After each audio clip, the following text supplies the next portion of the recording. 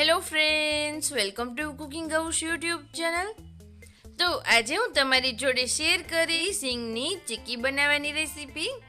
આ ચીક્કી ખાવામાં એટલી સરસ અને સોફ્ટ બને છે કે બાળકોથી લઈ અને વડીલો સુધી બધા તેને સરળતાથી ખાઈ શકે. આ ચીક્કી બનાવવામાં તમારે ગોળનો પરફેક્ટ પાયો કરવાની પણ કોઈ જરૂર નથી. જે લોકો પહેલીવાર ચીક્કી બનાવતા હશે એમની ચીક્કી પણ આટલી સરસ અને સોફ્ટ જ બનશે. તો આ વિડીયો જોઈ અને ઘરે જરૂરથી ટ્રાય કરજો. જે લોકો એક પણ જાતની ચીક્કી ના ખાઈ શકતા હોય એ લોકો પણ ખાઈ શકશે. તો આ વિડીયો જોઈ અને તમે ઘરે જરૂરથી ટ્રાય કરજો. ઘરમાં બધાને ખૂબ જ ભાવશે. રેસીપી જોઈતા પહેલાં જો તમે ચેનલ ઉપર નવા હોય તો વિડીયોની નીચે આપેલા રેડ બટન ઉપર ક્લિક કરી ચેનલને સબસ્ક્રાઈબ કરી દો અને બાજુમાં આપેલો બેલ બટન પ્રેસ કરી દો. ચેનલને સબસ્ક્રાઈબ કરવું એ બિલકુલ ફ્રીમાં છે. તો ચીક્કી બનાવવા માટે મેં અહીંયા અડધો કપ જેટલા શિંગદાણા લીધેલા છે. આટલા શિંગદાણામાંથી 10 નંગ જેટલી ચીક્કી બની અને તૈયાર થઈ જાય છે. હવે પહેલાં તો આપણે શિંગદાણાને એકદમ સરસ રીતે શેકી લેવાના છે. તેના માટે આ રીતેનું એક પેન લઈશું અને ગેસની મીડિયમ ફ્લેમ પર આપણે શિંગદાણાને શેકી લેવાના છે. આ શિંગદાણાને શેકાતા 1 થી 2 મિનિટ જેટલો જ સમય લાગશે. આ રીતે શિંગદાણાના ઉપરના ફોતરા અલગ થવા લાગે એટલે આપણે ગેસની ફ્લેમ ઓફ કરી દઈશું. ત્યારબાદ હવે શિંગદાણાને આપણે આ રીતેના એક નેપકિન ઉપર લઈ લઈશું અને એકદમ સરસ રીતે આપણે તેના ફોતરા અલગ કરી લેવાના છે. આ રીતે નેપકિન ઉપર લઈ અને તમે થોડું આ રીતે કરશો એટલે બધા જ ફોતરા એકદમ જલ્દીથી અલગ થઈ જશે.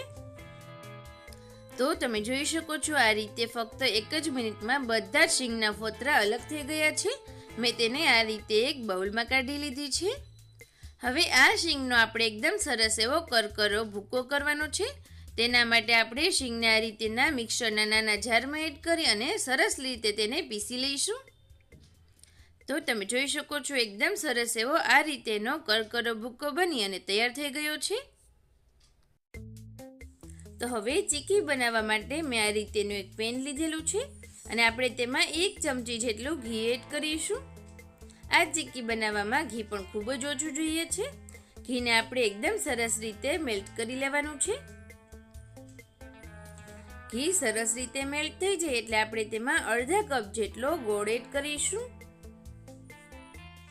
એટલે જો તમારે પરફેક્ટ માપ જોઈતું હોય તો જેટલા પણ શિંગદાણા લો તેનો પોણો તમારે ગોળ લેવાનો છે.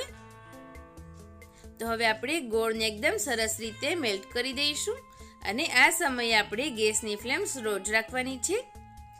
આ ચીક્કી બનાવવામાં તમારે ગોળનો કોઈ જ પરફેક્ટ પાયો બિલકુલ નથી કરવાનો. ફક્ત ગોળ ઓગળે એટલી વાર તેને આ રીતે હલાવતા રહેવાનું છે. તો તમે જોઈ શકો છો આપણો એકદમ સરસ રીતે ગોળ ઓગળી ગયો છે. તો હવે આ સમયે આપણે જે શીંગનો ભૂકો કરીને રાખ્યો છે તે એડ કરીશું અને 1 ચમચી જેટલો આપણે સૂંઠનો પાવડર એડ કરીશું અને હવે બધી જ સામગ્રીઓને એકદમ સરસ રીતે આપણે મિક્સ કરી દઈશું. આ રીતે જો સૂંઠનો પાવડર પણ ચીક્કીમાં એડ કરશો તો તેનો ટેસ્ટ ખૂબ જ સરસ આવે છે. હવે ગેસની સ્લો ફ્લેમ પર આપણે આ મિક્સરને 1 મિનિટ માટે કૂક થવા દેવાનું છે, જેથી કરી અને તે એકદમ સરસ રીતે ભળી જશે અને કૂક થઈ જશે. તો 1 મિનિટ થઈ ગઈ છે. હવે આપણે ગેસની ફ્લેમ ઓફ કરી દઈએ. ત્યારબાદ ચીક્કી બનાવવા માટે મેં આ રીતેની એક ચોકી લીધેલી છે. તમે ઘરમાં રહેલી કોઈ પણ પ્લેટનો પણ ઉપયોગ કરી શકો છો. ત્યારબાદ આ રીતે થોડું ઘી લઈ અને એકદમ સરસ રીતે ચોકીને ઘીવાળી કરી લઈશું, જેથી કરી અને ચીક્કી એકદમ સરસ રીતે અલગ થઈ જશે. અને ઘી ઉપર આપણે આ રીતે તૈયાર કરેલા મિક્સરને એડ કરી અને સરસ રીતે સ્પ્રેડ કરી દેવાનું છે. તમારે જેવડી પણ સાઈઝની ચીક્કી બનાવવી હોય એ રીતે તેને સ્પ્રેડ કરી શકો છો. ત્યારબાદ હવે તેને 10 થી 15 મિનિટ માટે આપણે સેટ થવા માટે મૂકીશું. ત્યારબાદ જ આપણે તેમાં આકા પાડવાના છે. તો ચીક્કી સરસ રીતે સેટ થઈ ગઈ છે. આપણે તેને આ રીતે ચપ્પુની મદદથી આકા પાડી લઈએ. તો આપણી એકદમ સરસ એવી સોફ્ટ સિંગની ચીક્કી બની અને તૈયાર થઈ ગઈ છે.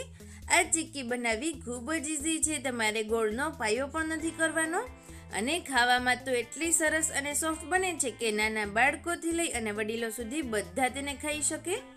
તો આ રીતેની ચીક્કી તમે ઘરે જલ્દી ટ્રાય કરજો, ઘરમાં બધાને ખૂબ જ ભાવશે. અને તમને પણ મારી આ રેસીપી સારી લાગી હોય તો પ્લીઝ આ રેસીપીને લાઈક કરજો, તમારા બધા જ ગ્રુપમાં શેર કરજો અને ચેનલ ઉપર નવા હોય તો જલ્દીથી તેને સબસ્ક્રાઈબ કરી દો.